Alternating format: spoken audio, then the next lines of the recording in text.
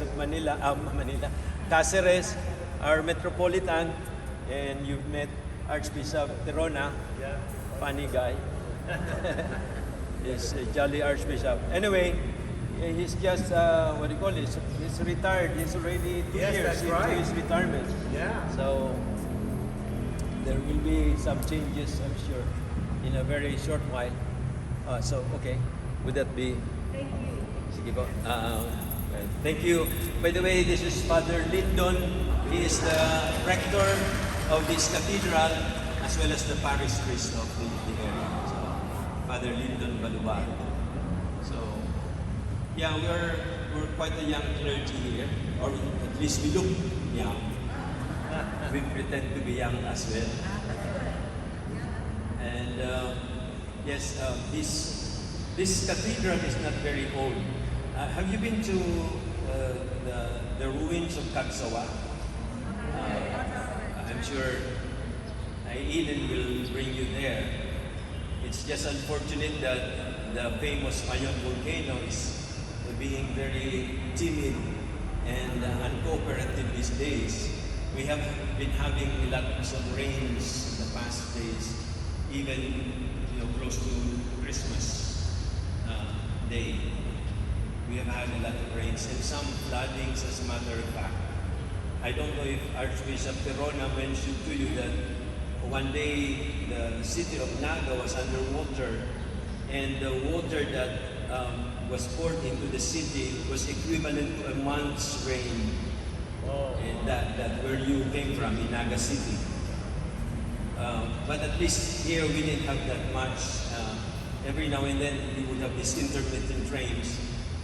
But of course, Pasko or Christmas would always have to be celebrated, come rain or shine. We have to welcome the Lord into our lives. So I was saying that this cathedral is not really very old. It was built in the mid-1800s, 1834 I think it was, 1834. Much earlier was the ruins of Cagsawa. And in fact, that when it was parish, these ruins, which got buried under the lava flow when the volcano erupted in 1814, actually we have some history in that regard. This became a kind of a visita, as it is called, a mission church from that old parish of Cagsawa. This was in 1587, quite a while ago. And just not too long since Ferdinand Magellan came to the Philippines. He came in 1521, and that was the first batch of Spaniards who came. Then the second group, this was already in 1865, started really the formal evangelization of the islands.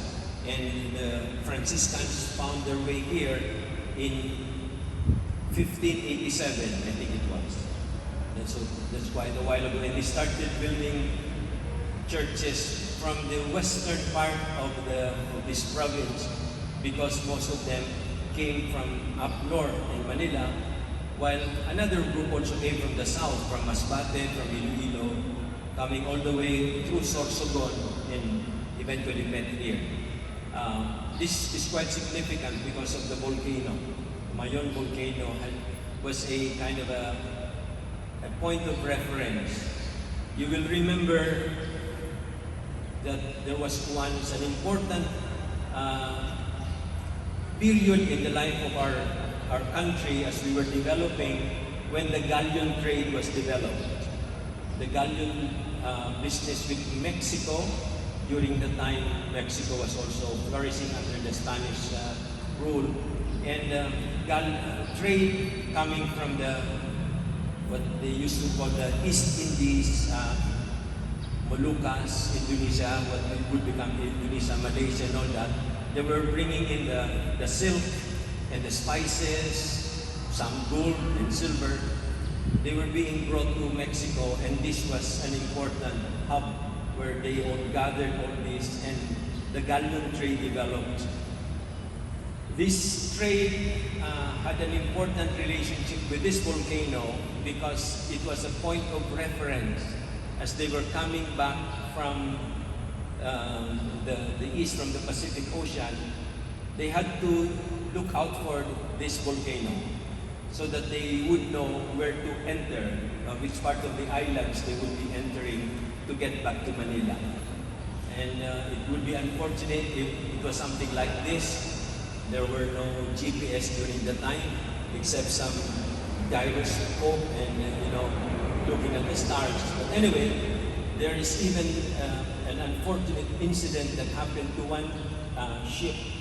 They got stranded on the island of Catanduanes, and unfortunately, the sailors,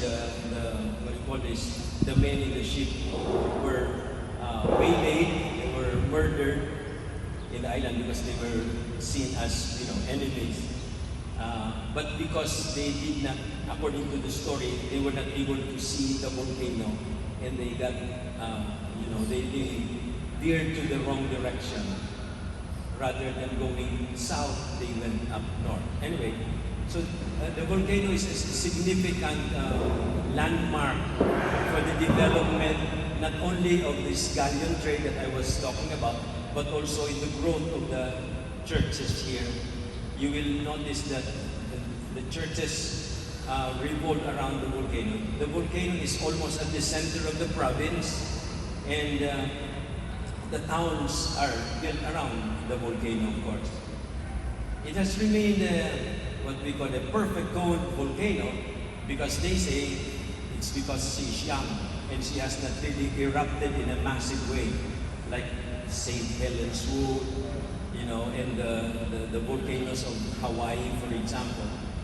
Whenever she would erupt, it would be, it's a major eruption, and there are around 40,000 families that would be evacuated from the slopes of the volcano, like what happened in 2018.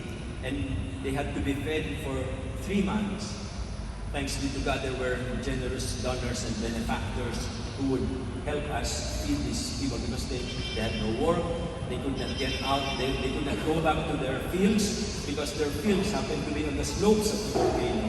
And it was a no-no area. It was, it was prohibited for them to be going back because the volcano could erupt anytime. It took them 3 months to stay in mostly our elementary schools, the public schools. That's where they were evacuated for that period in 2018. So thanks be to God, the volcano is a little quiet this time. Maybe she knows that you're coming.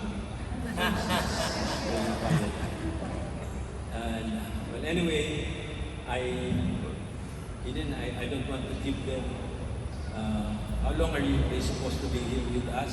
Tonight. I'll buy until tonight, and tomorrow they will. Have to stay here 5 minutes. It's okay. Go on. I heard that you're going to our diocesan shrine, Yes. where you will celebrate Mass. Yes, I would have wanted to, celebrate Mass with you, but that's about an hour and a half travel to the shrine. But I'm sure there are a lot of things that Eden will be showing you. They've not been to Our Lady of the Gate. We will go. Yeah. We have 2 heritage churches here. They have been declared as heritage churches, meaning it's no longer just owned by the Catholic Church. They are now owned by the Filipino people. They are a patrimony of the Filipino people to the next generation. So there are 2 churches here. Our Lady of the Gate, which is a Baroque church up there on the neighboring, on a hill, in the neighboring town of Daraga. And that was built precisely because Kagsawa, the ruins, the church, was being threatened by the volcano. There is an urban legend that when the volcano erupted in 1814, the church got buried. That is why they had to build the church on top of the hill, this Our Lady of the Gate Church, which is wrong. The church had already been built, or at least the Franciscan friars had already started building the church even before the ruins of Kagsawa got buried, because they had already more or less anticipated that the volcano is such a threat to the existence of the church right on the slopes of the volcano. That's why the church is on top of the hill, and this area would already be buried by lava, and that hill, the church, was probably be still on top of things. So they just made sure that it would be built there. It's a Baroque church. It's a uniquely Baroque church. One of the few here in the Philippines. The only one here in the Bicol region. And the second church, heritage church, is the one in Tabaco City, which you will be passing by on your way to the Shrine of Our Lady of Salvation. And the uniqueness about this church in Tabaco is that the stones there are volcanic stones. They're made from the stones of the volcano. That's why they're black stones, massive stones. Unfortunately, it was damaged by a recent typhoon rolling, and the repairs are ongoing right now. They have been allowed to return to have their celebration inside the church, but as you will maybe see if you pass by inside, the structure is still bare and barren, no ceilings.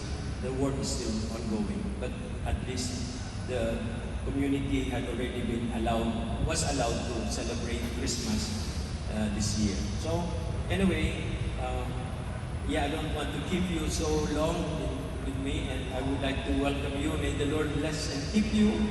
Make your journey and trip enjoyable with Bishop Harvey here. I'm very glad to know that you have a bishop with you. Wow.